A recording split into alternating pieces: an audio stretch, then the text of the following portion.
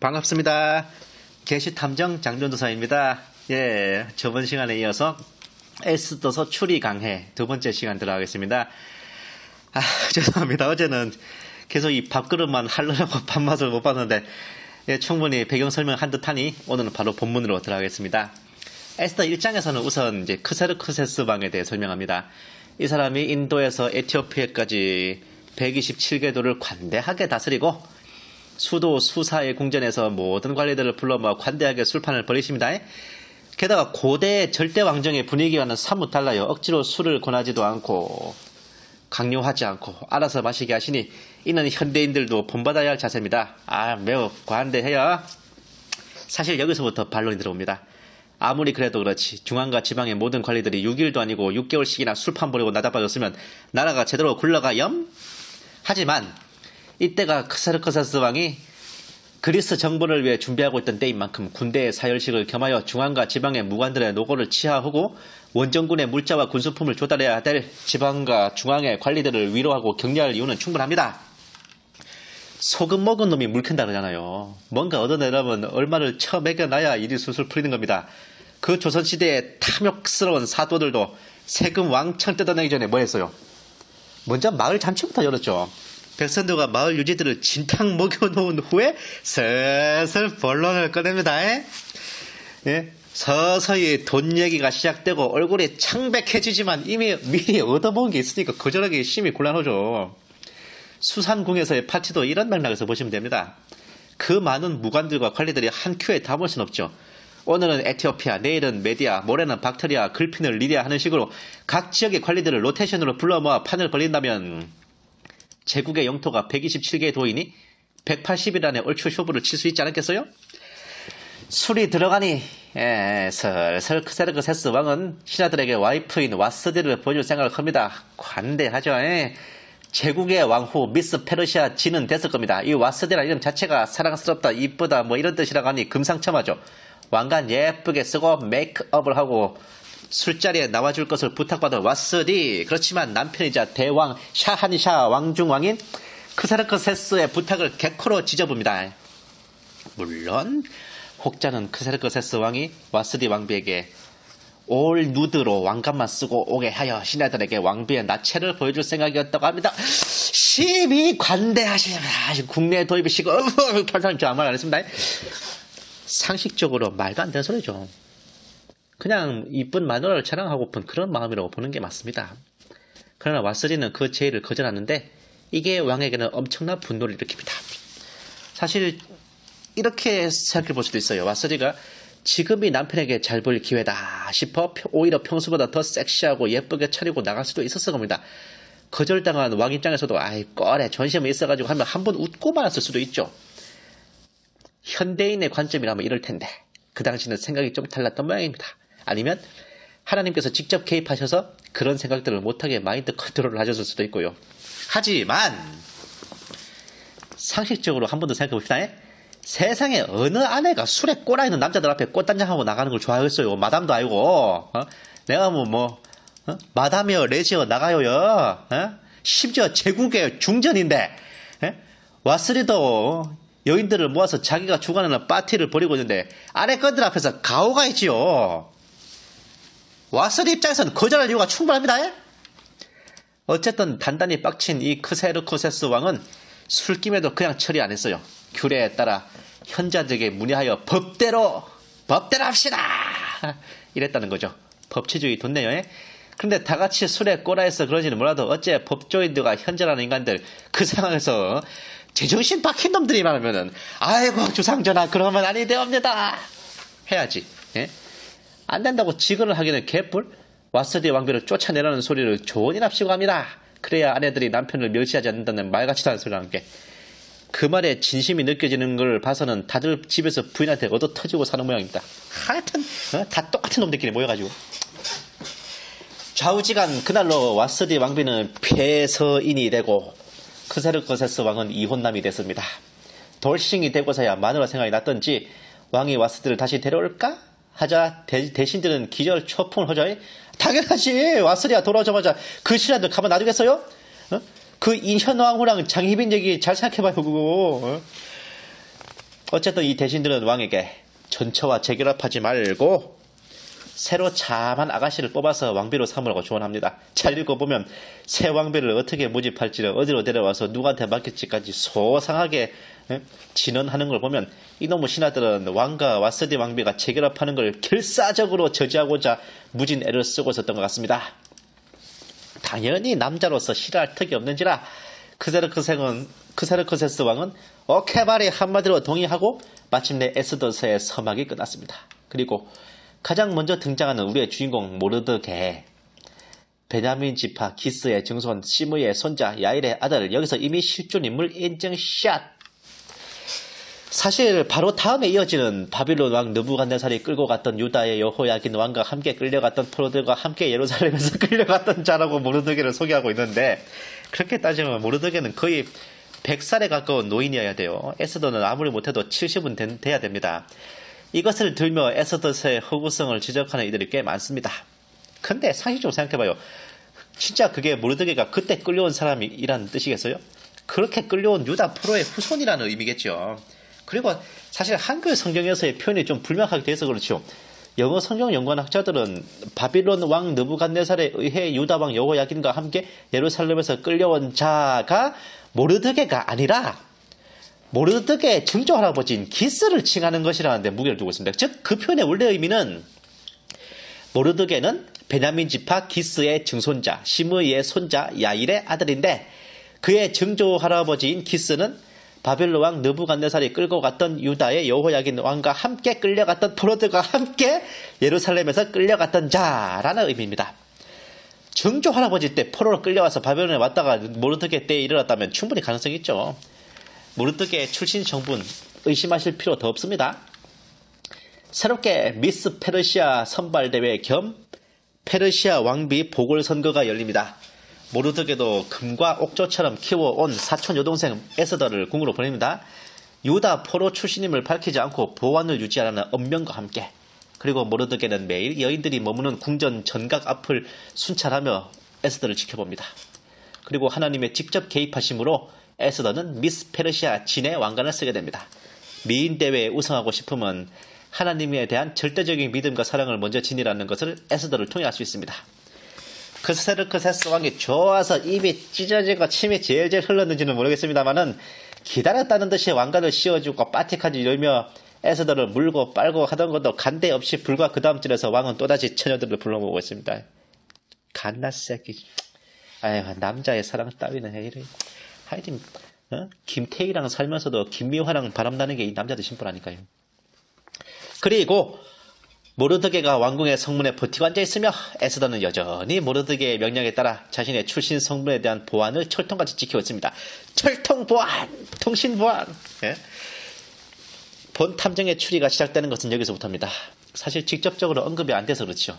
모르드게는 대개 생각하는 것처럼 농사짓고 요들송이나 부르던 그런 평민 백성 아닙니다.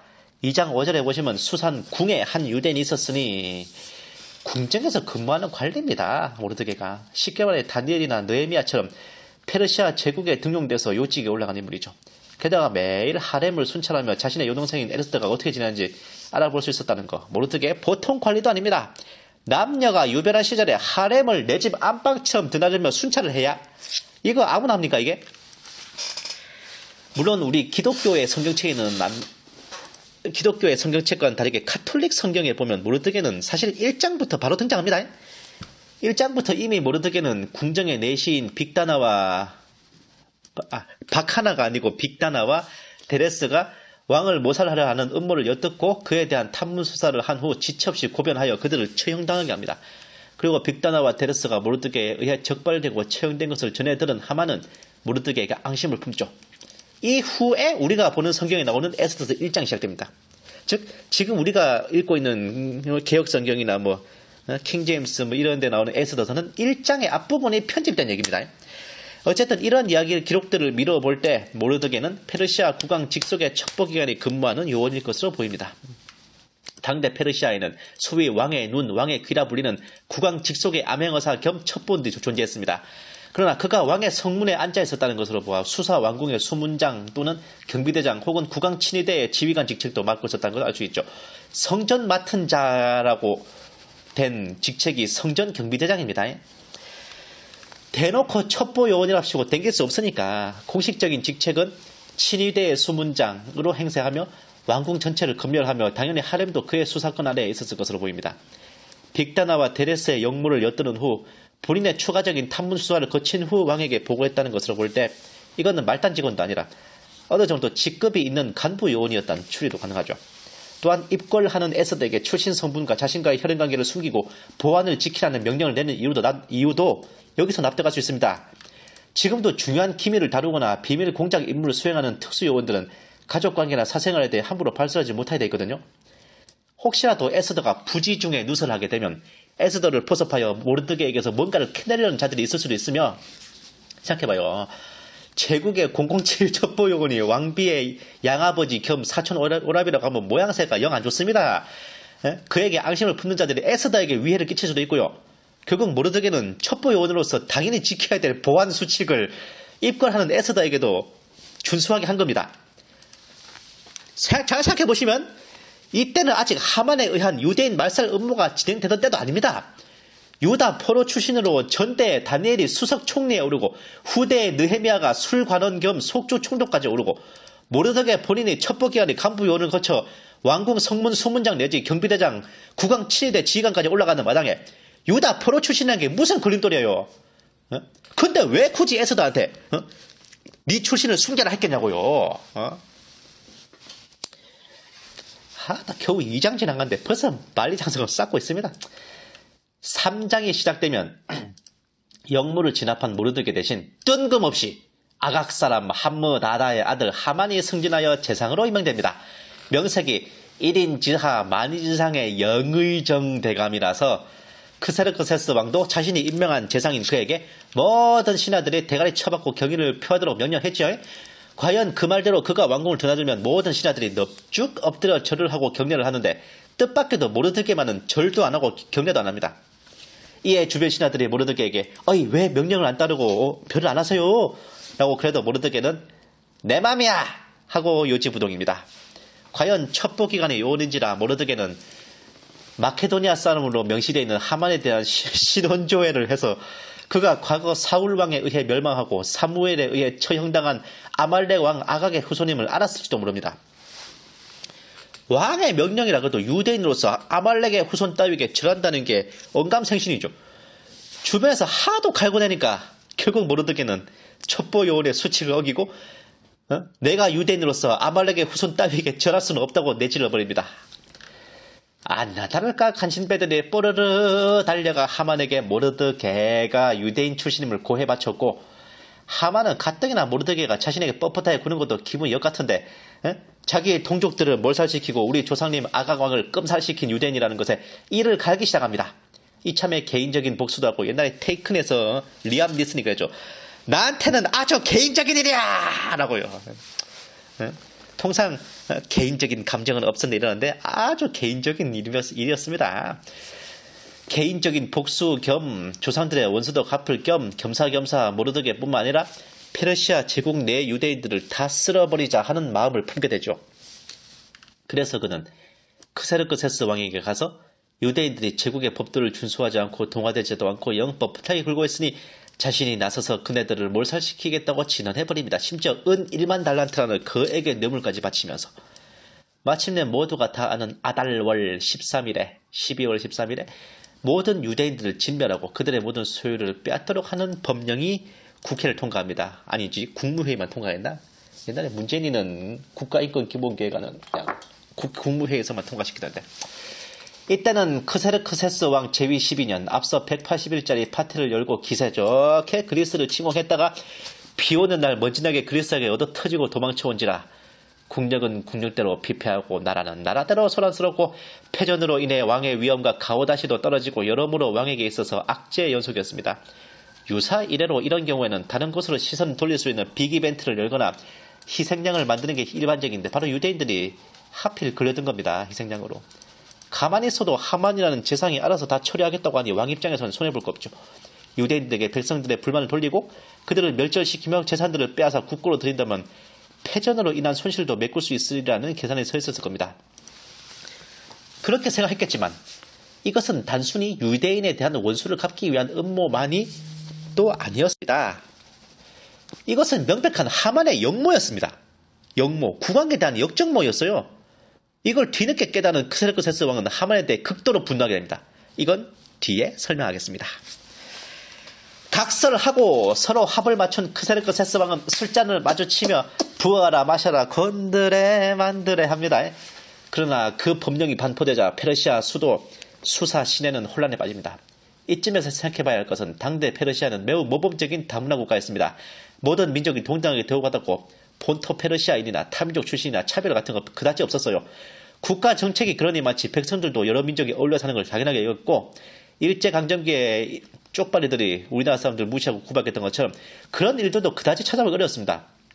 그런 마당이 느닷없이 하루아침에 유대인들을 몽창 죽이고 재산을 약빙 뜯으라는 법령이 반포되었으니 페르시아 백성 입장에서도 이거 좀 갸웃해요. 이게 이때 페르시아인들은 관동 대지진대처럼 하루아침에 선동돼서 죽창에 일본들을 휘두르며 이웃에 사는 조선인들을 학살하던 쪽발이 자경단 같은 사람들이 아니었던 겁니다. 그런 마당에 멸망의 당사자인 유대인들은 기절초풍할 노릇이죠. 일단 모르드게부터가 옷을 찢고 굵은 베옷을 입고 죄를 뒤집어 쓰고 출근하는 그 와중에 또 출근을 하네. 그런 옷을 입고는 왕궁으로 들어올 수 없습니다 라며 위병들로부터 제지를 당합니다. 왕명이 도착하는 곳마다 유대인들은 애곡하고 금식하고 대성통곡을 했으며 수도 없이 굵은 베옷을 입고 죄를 쓰고 들어오는 눕기에 이르죠. 에스더 왕비의 시녀들과 내시들도 눈과 귀가 있죠. 그걸 얼른 왕비에게 고합니다. 에스더도 매우 슬퍼하며 골문 밖에 있는 모르드게에게 새 옷을 보내서 굵은 베옷을 벗고 갈아입으시라 하지만 모르드게는 거절해버립니다. 결국 에스더는 측근 내시인 하닥을 하만 하닥 한 끗발 차이인데 어찌래 다르고 이 하닥을 모르드게에게 보내 자초지종을 알아보게 하죠. 모르드게는 하닥에게 하만의 음모에 대해 얘기하고 왕에게 잘 좀 말해줄 것을 부탁합니다. 그런데 이게 웬일? 당시에는 왕의 부름이 없이 왕의 면전에 함부로 나갔다가 왕이 금호를 뻗어 아련을 허락하지 않으면 그 자리에서 댕강 목이 잘려나가는 무서운 법이 있었던 겁니다. 이 암살 시도 같은 걸 우려해서 그래요. 하필 이 와중에 에스더는 근 30일 동안이나 크세르크세스 왕에게 부름을 받지 못하고 각방을 쓰던 상황이었고요. 여러모로 불리합니다. 그러나 이 말을 들은 모르드게는 너님이 왕비 자리에 있다고 무사할 거라 생각하지 마셈. 이 와중에 너님까지 입 다물고 있으면 우리가 어떻게든 구원받을 때 너님은 절단날 거임. 이라는 이런 패드립을 받나. 이런 초강경 발언을 하고 결국 에스더는 죽으면 죽을란다. 그까이 거 대충 갔다 올 테니 유대인들 싹 모아서 같이 금식이나 하시오 하고 3일 금식 후 꽃단장하고 남편이 왕에게 나갑니다. 그렇게 조심조심 왕에게 나가는데 사실 이 부분은 가톨릭 성경에 좀 더 맛깔스럽고 오글거리게 묘사되어 있습니다. 제일 예쁜 옷을 꺼내 입고 목욕 재개를 하고 꽃단장을 했어요. 옛날 시아와 다비치와 티아라가 함께 부른 여성시대라는 노래에서 화장하고 머리를 자르고 멋진 여자로 태어날 거야 예예 뭐 이렇게 하고 갔지만 3일이나 금식하고 멀쩡하겠냐고요. 예? 왕의 앞에서 얼굴이 창백해져 비실비실 하더니 픽 쓰러지고 맙니다. 그러니까 부름도 없이 멋대로 나온 것에 대해 언짢아서 인상을 쓰던 왕이 기겁을 해서 얼른 옥좌에서 굴러떨어지듯이 내려와서 에스더에게 금홀, 그 왕의 지팡이에요.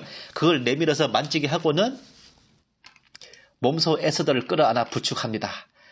그 가톨릭 성경에 적혀있는 대로 직설적으로 적어보면 왕비가 정신을 차릴 때까지 그녀를 팔에 안고 다정한 말로 위로하며 에스더 나는 당신의 오빠이니 안심하시오. 금홀 어쩌고 하는 것은 아래 것들에나 해당되는 것이고 당신은 프리패스 하이패스요 하며 금홀을 살짝 에스더의 목에 대었다 떼더니 그녀를 껴안고 입 맞추며 무슨 일로 왔는지 말해보시오 라고 한답니다.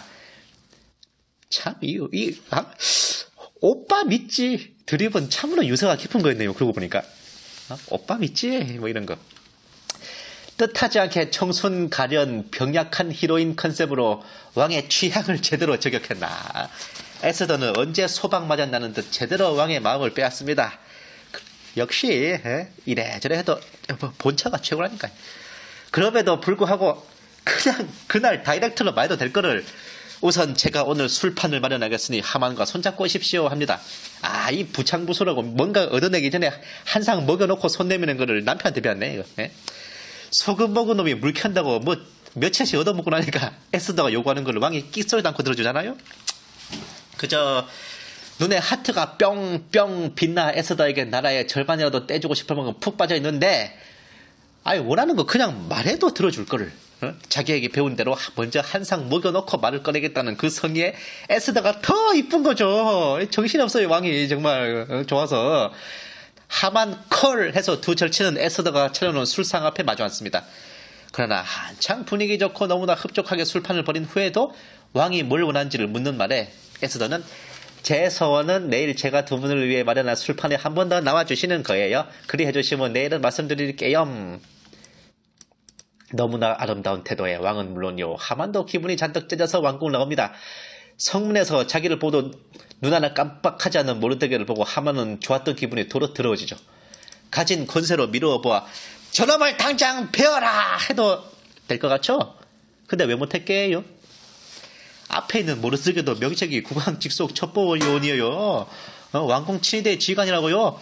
당장 그 성문 지키는 위병들도 그 모르드게의 수하들일걸요? 거기서 누굴 패나마라 호령하냐고. 예? 전부 다 그게 다 모르드게 밑에 있는 헌병들이지 뭐 자기 밑에 있는 부하들인가?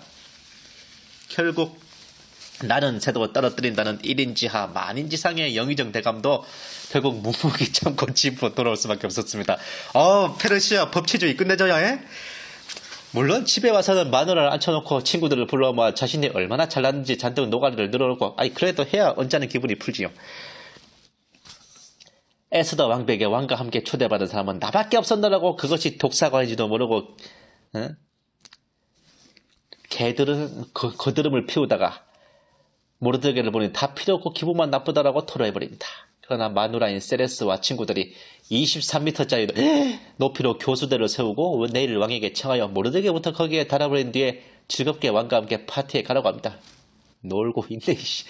그 말에 잔뜩 고무된 하만은 오래 생각 없이 지금 당장 세우자고 하며 교수대부터 떡하니 세워버리지요.